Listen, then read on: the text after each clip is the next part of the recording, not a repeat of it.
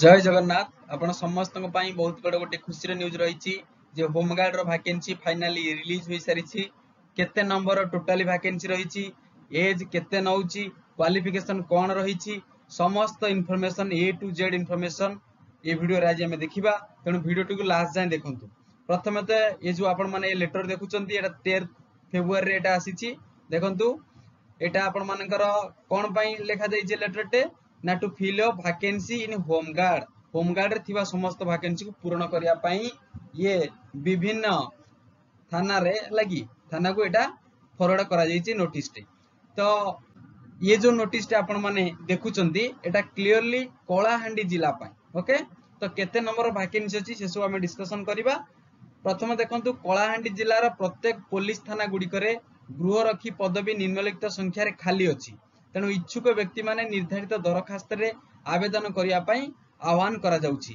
ता माने एठी आपण माने कोन करा जाउछि ना ऑफलाइन मैनर रे आपण माने अप्लाई करिवे। अप्लाई रे डेट कोन रहिछि देखंतु आपणकर 15 फेब्रुआरी एटा आरंभ होउछि एटा मार्च 1 तारिख जाय चलिबो।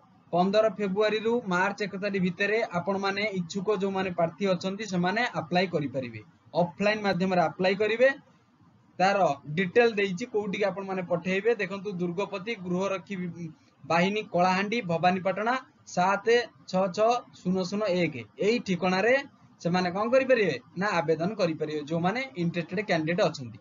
को पदवी सब बाहरिछि को क्षेत्र रे एटा पूर्ण हबो आपण माने क्लियरली लिखा जाई। देखंतु कंप्यूटर ऑपरेटर हैला वाहन चालक ता माने जो आपनकर कोन रहला ना जो व्हीकल ड्राइवर विद्युत मिस्त्री पाइप मिस्त्री माने प्लम्बर रोसैया बढ़िया राजमिस्त्री ये सब डिपार्टमेंट रे कोन हबा आपण मान को भर्ती दिया जिवो।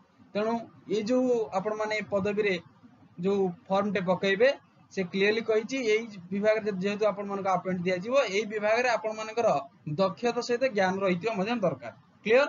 आ सैलरी कोन केते मिलिबो देखंतु दैनिक आपण मान को डेली सैलरी दिया जिवो 616 टंका आपण माने दैनिक पाइबे क्लियर। कौन सब डॉक्यूमेंट दरकार एज केते नउची हैला कि कौन केते वैकेंसी अछि आसुन से विषय मध्ये देखि नबा। देखंतु एटा क्लियरली केवल कलाहांडी जिल्ला रा वैकेंसी बाहरिछि टोटली 60 टा पदवी आसीछि।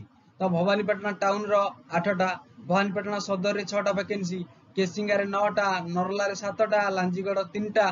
तो एबुला विभिन्न जो आपनकर थाना रहिला सेतिरे विभिन्न प्रकार वैकेंसी अछि टोटली 60 टा नंबर वैकेंसी जेटा केवल कलाहांडी पाई ओके। ता परवर्ती समय रे आपण मानकर पुरी केंद्रापड़ा खोर्धा हला कि जगतसिंहपुर मयूरभंज मालकानगिरी समस्त जिल्ला रे बाहरिबो पाखापाखि 3000 भलिया होमगार्ड रो वैकेंसी जोटा पूर्वरु आमे डिस्कशन करथिले स्थिति के आसीबो क्लियर। एबे आमे देखिबा जे एज केते नबो देखंतु एज से क्लियरली कहिछि आपण मानकू 20 रु 60 वर्ष जदि आपण माने हेचंती आरि भितर अछंती ताहाले आपण माने मध्य इलिजिबल अछंती। ताहाले एजुकेशनल क्वालिफिकेशन कोन रहउची ना केवल पंचम पास से कहिछि हैला कि आपण जदि पंचम पास होइतिबे ताहाले आपण माने अप्लाई करि परिबे क्लियर। तो ये थिला आपण मान पय गोटे छोटिया नोटिफिकेशन फाइनली जो होमगार्ड रो वैकेंसी सेटा रिलीज हे सारिछि धीरे धीरे प्रथमटा कलाहांडी रो आइला तापर आपण मानकर समस्त जिल्ला रो बाहर जिवो ओके। तो प्रिपेयर रुहंतु जो माने इंटरेस्टेड कैंडिडेट जो मानकर बयस 20 रु 60 वर्ष एजुकेशनल क्वालिफिकेशन पंचम पास रही से माने इजीली अप्लाई करि परिबे क्लियर। आ पई कोन करिया पड़िबो ना सही सब आपण मन जो डॉक्यूमेंट निर्दिष्ट जो एड्रेस रहितला कलाहांडी सेतिरे आपण मन फॉरवर्ड करा जे करि देबे ओके।